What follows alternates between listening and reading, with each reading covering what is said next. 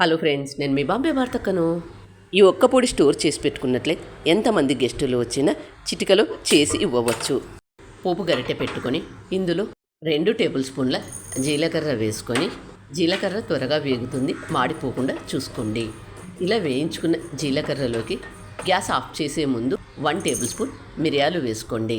ఆ వేడికి మిరియాలు వేగిపోతాయి.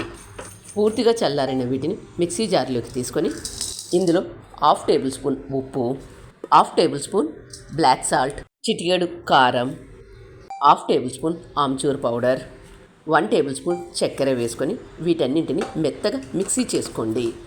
ఇలా పౌడర్ చేసి పెట్టుకున్న దీన్ని మనకి ఎప్పుడు కావలిస్తే అప్పుడు జల్జీరా తయారు చేసుకోవచ్చు.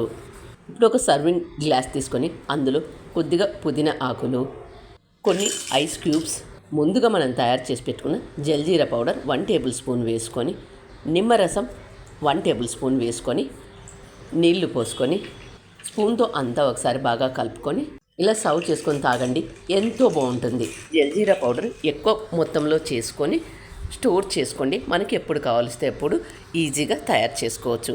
మరి మీరు కూడా ఈ జల్జీరా తప్పక ట్రై చేయండి. మరి మీకు ఎలా వచ్చింది అనేది కామెంట్ రూపంలో తెలియజేయండి. వీడియో నచ్చినట్లయితే ఒక లైక్ ఇవ్వండి. మీరు ఇచ్చే లైకే నాకు ఎంతో ప్రోత్సాహాన్ని ఇస్తుంది.